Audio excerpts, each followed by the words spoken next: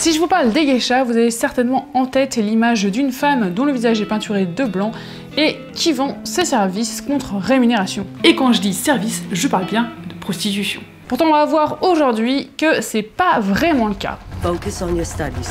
Music, the art of conversation. A true geisha can stop a man in his tracks with a single look.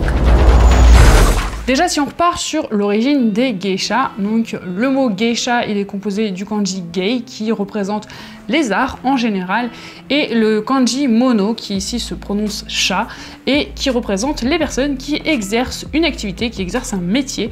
Donc si on regarde le mot geisha dans son ensemble, c'est donc une personne qui pratique les arts. On a plusieurs mots pour désigner les geishas, hein. Déjà selon là où on se situe, à Tokyo on parlera de geisha, mais à Kyoto on parlera de geiko.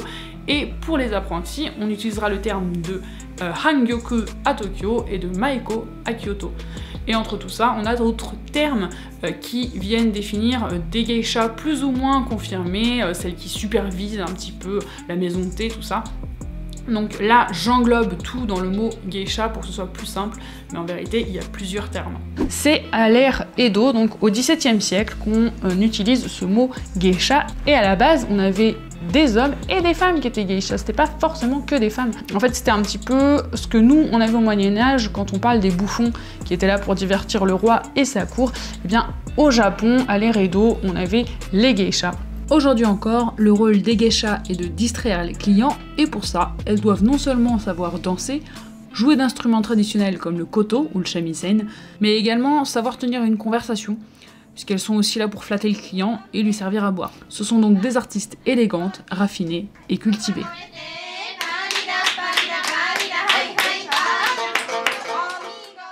Aujourd'hui, devenir geisha, c'est très difficile, c'est pour ça qu'il y a beaucoup de maiko. Quand vous allez à Kyoto par exemple, vous allez retrouver beaucoup de maiko, et en fait on a très peu de geisha, parce que les jeunes filles qui aujourd'hui décident de faire leur formation de maiko parce qu'elles l'ont vu à la télé, dans les magazines, et que ça a l'air super cool, finissent souvent par arrêter, parce que dans les règles, il y a beaucoup de restrictions en fait. Donc déjà tu peux pas avoir quelqu'un dans ta vie, tu peux pas te marier, tu peux pas avoir d'enfants, parce que tu dois être vraiment dédié à ton art, à ta passion. Donc il faut faire beaucoup de sacrifices. En plus c'est une formation qui est relativement longue et coûteuse. Donc à la base, quand tu étais geisha, enfin quand tu voulais devenir geisha, tu appartenais à une maison de thé. Et quand tu travaillais pour cette maison de thé, en fait, tu ne recevais pas de salaire parce que tu devais rembourser en fait ta formation. Tu étais formé par les autres geishas de cette maison de thé et ensuite tu travaillais pour elle pour rembourser ton apprentissage avant de pouvoir toi-même gagner ta vie avec.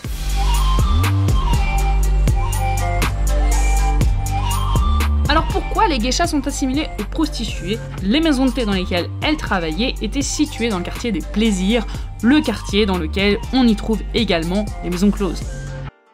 Dans ces maisons closes, on retrouvait des prostituées de tout rang, dont les plus élevées étaient appelées les oiran. Et c'est avec celles-ci qu'on confond souvent les geishas de par leur tenue, car les oiran portent également des kimonos, mais bien plus voyants. On les reconnaît également car le hobby de leur kimono est mis à l'avant, alors que les geishas le portent à l'arrière, ainsi qu'au niveau des getas. Les oiran ont en effet des getas dont le socle fond une vingtaine de centimètres. En plus de leur tenue ressemblante, les oiran proposaient également des prestations proches de celles des geishas. Elles n'étaient pas là uniquement pour des faveurs sexuelles, mais également pour divertir leurs clients. Et dans le quartier des plaisirs, les courtisanes étaient mises en vitrine derrière des barreaux, devant lesquels les clients s'affolaient pour choisir celle avec qui ils passeraient la soirée. Lorsqu'on voulait acquérir les services d'une oiran, le client devait passer par la maison de thé qui faisait appeler cette courtisane, et celle-ci venait jusqu'à la maison de thé en faisant une parade qu'on appelle la oiran dochu.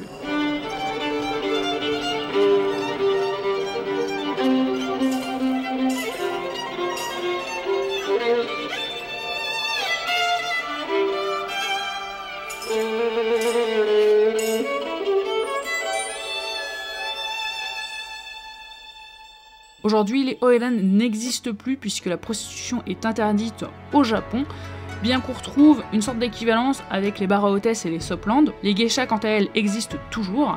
On peut retrouver notamment des maiko au niveau du quartier de Gion à Kyoto et commander les services d'une geisha à travers les restaurants.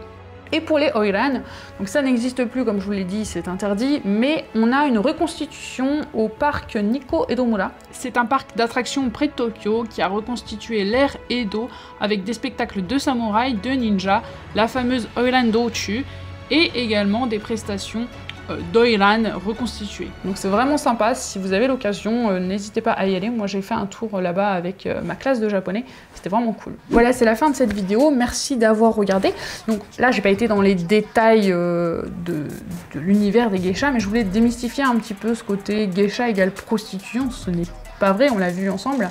Maintenant, si vous voulez avoir plus de détails, je vous invite à faire vos propres recherches parce que c'est tout un univers, il y a plein de choses à savoir dessus. Mais en attendant, voilà, les geishas, c'est plus des artistes et ce qu'on appelait les prostituées. Il y avait énormément de rangs et les prostituées de luxe, c'était les oiran. Il y a beaucoup de similarités entre les deux au niveau culturel, savoir-faire.